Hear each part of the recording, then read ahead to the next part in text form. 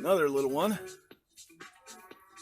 Yeah, that's what I thought. So anybody that's new coming in, I kind of like to explain what to do.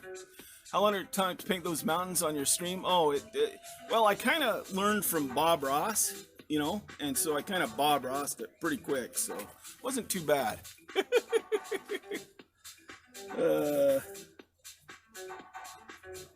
There's another little crystal, guys. Man, I'm finding a lot of little crystals in this.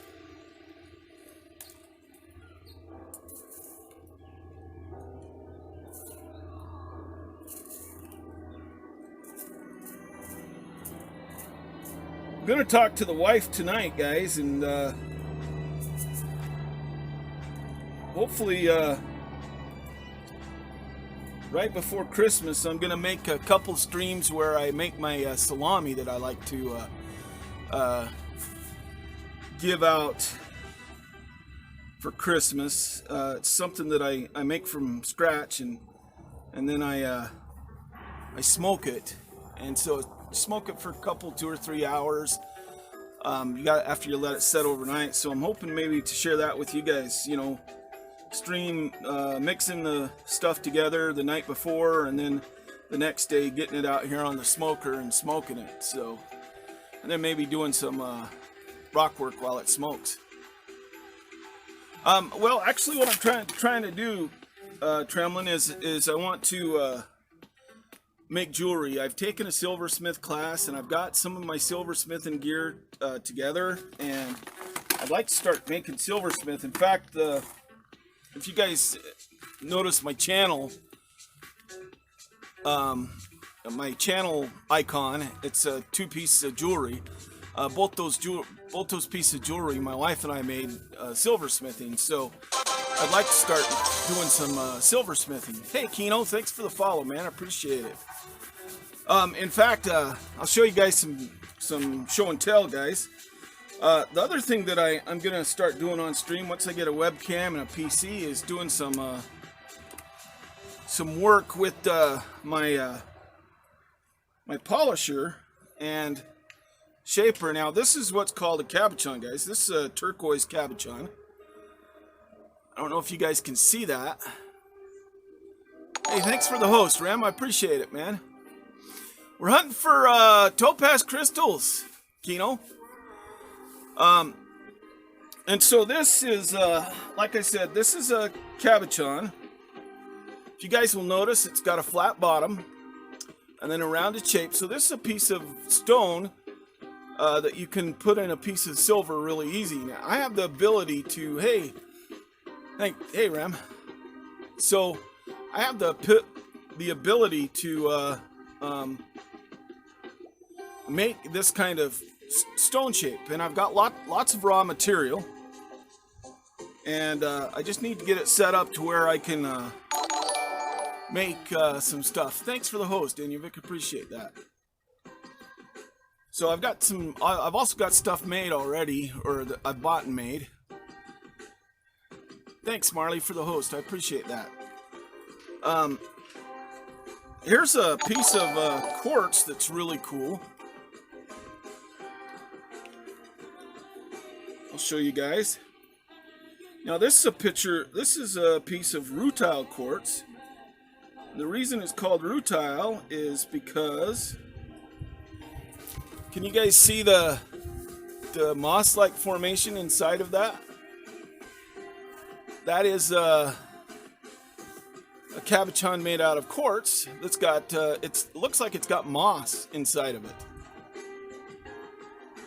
And it's really cool stuff. And you can find that naturally occurring in nature. And that's kind of why I really like the agates and stuff. I've also got some moonstones and stuff like that. I've got some here I'll show you guys.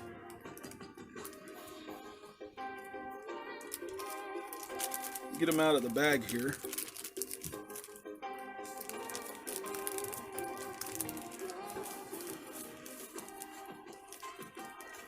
Now, these are kind of cat's eye moonstones.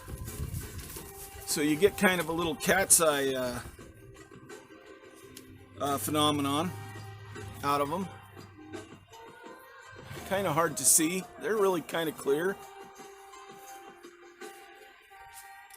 thanks for the host, Tremlin. I appreciate that.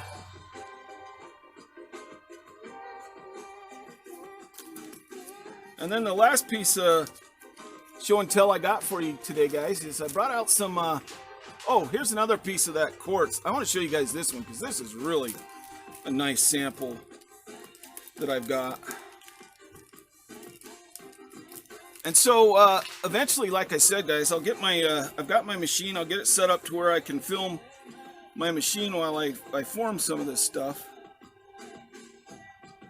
But look at that piece, guys. Isn't that amazing? Look at all the detail in there, in that rock. And, you know, I really want to get my webcam so I can show you guys that up close. But that's a nice little piece of rutile quartz, it's called. Really gorgeous piece, too. And they make what they call cabochons out of them. And then I brought out some citrine, which is basically just a yellow quartz, guys. Yellow amethyst, maybe, or well, yeah. So now this stuff's been faceted. You can just see the size of that stone and how big it is. See if you guys can see a little bit of it in the sun. It's a really nice stone. I've got several large pieces like that.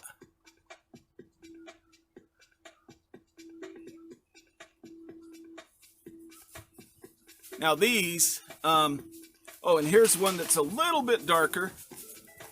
You guys can see the color difference a little bit. It's almost orange, but it's still yellow. Yeah, and the horses are playing in the background.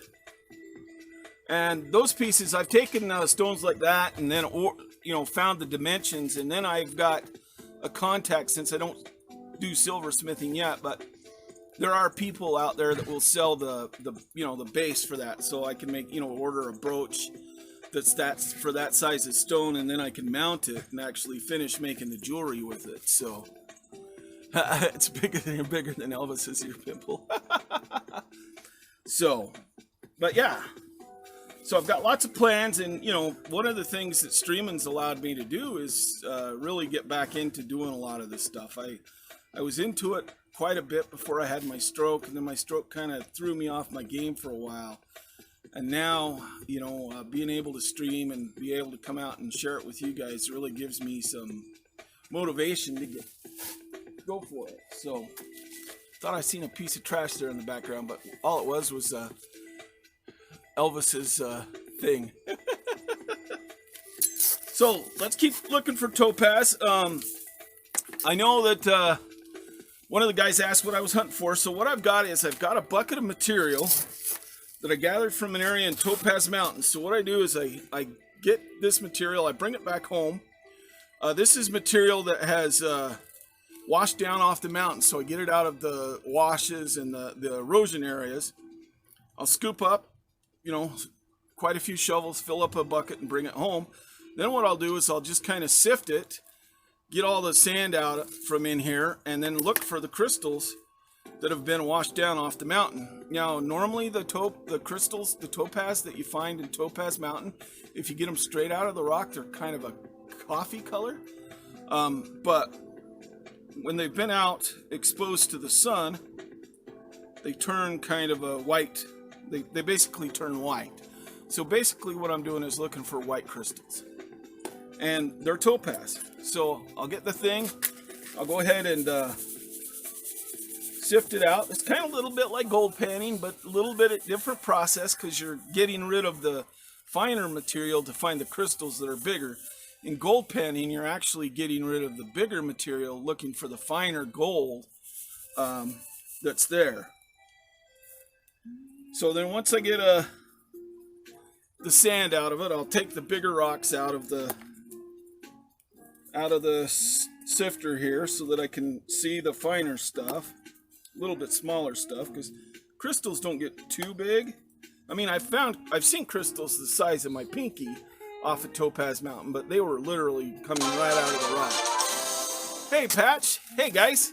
Hey, thanks for the follow, Patch. I appreciate that. If you guys don't know Patch Ryan, I know he is a streamer. So I appreciate you stopping by, Patch. That's cool. I think you do some IRL stuff and some gaming and stuff, right, Patch? If I remember. Why, thanks, man. Appreciate it. Just sitting out here on my patio looking for topaz crystals from a mountain that's called Topaz Mountain. Obviously, it's called Topaz Mountain for a reason, because it's got lots of topaz that occurs naturally. I'm in central Utah. So this is, you're basically in Utah right now. Yeah, Topaz Mountain, exactly. And you can go down there. They've got public access to areas where you can find the topaz. So it's a lot of fun.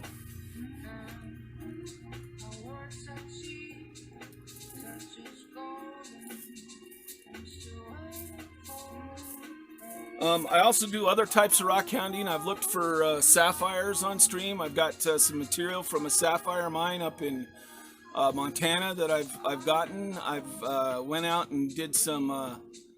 I've got some gold panning material that I need to go through and find gold, and then hopefully when the weather changes this spring and summer, I'll be able to take you guys out rock hounding with me.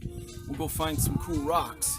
And even if I can't, what I'll do is I'll make a YouTube video of it, share the YouTube video of it on screen with you guys, and then go through the material here on stream. Yeah, I've been collecting rocks since I've been about 7 or 8 years old, so...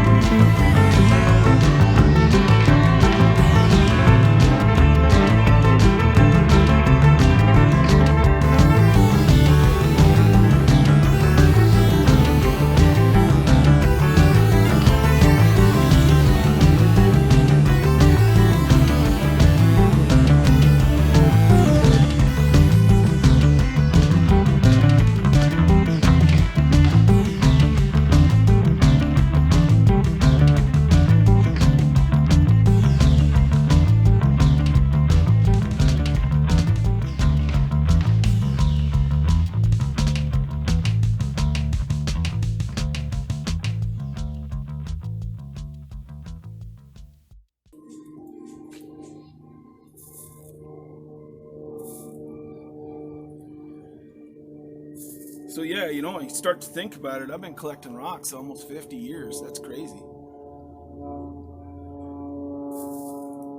And I've still got rocks from when I was that age too. Still got some of them. Some of the better samples.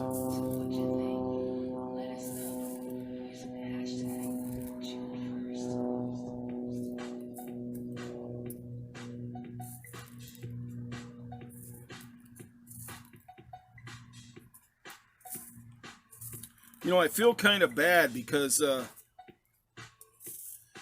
I lived in New Mexico for a lot of years, and the last house I was at, I'd gone down by the Moab area here in Utah, and I'd collected some really awesome, you know, larger rocks, really boulders, and I had them outside as decoration. And when I moved from New Mexico up to here, I didn't want to move some of the bigger rocks. And now I wish I had them. You know what I'm saying?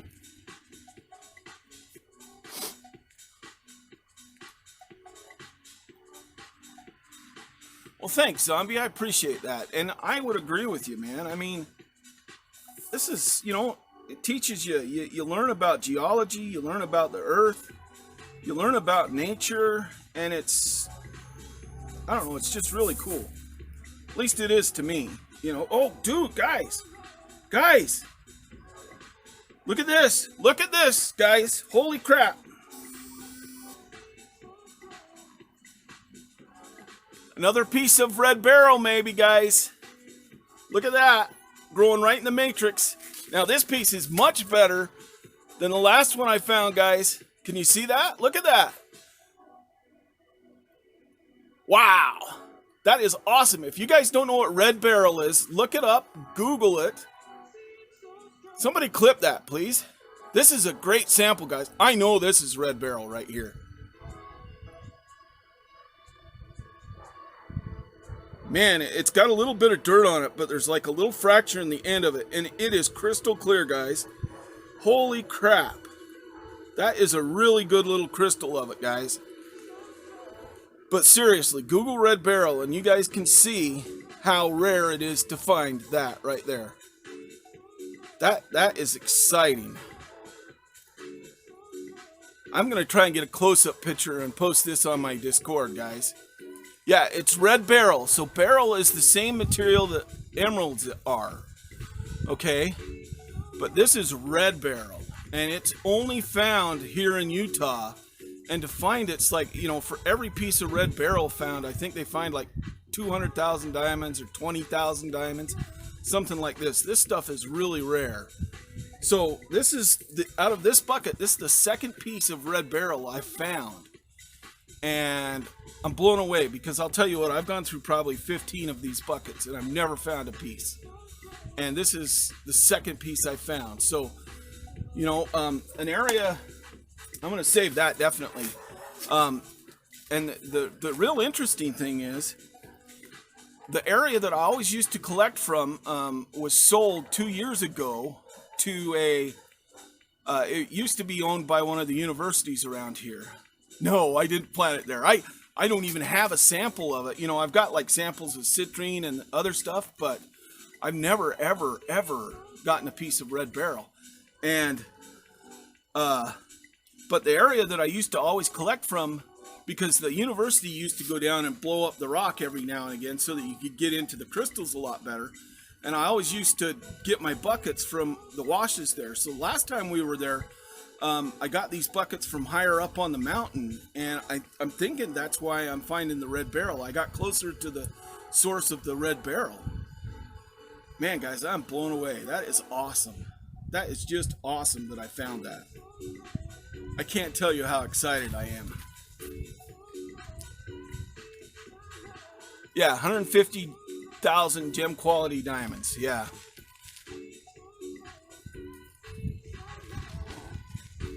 That is crazy, guys. Man, now I'm like super excited. Because who knows, you know, this bucket's still pretty full, guys. Who knows what else I've got in there.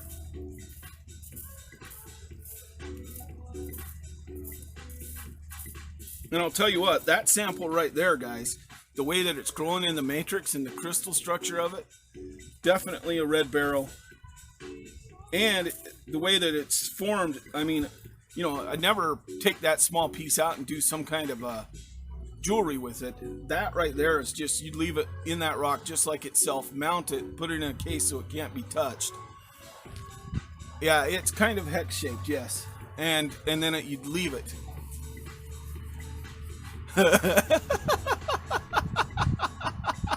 Thanks, Zombie. I appreciate that, man.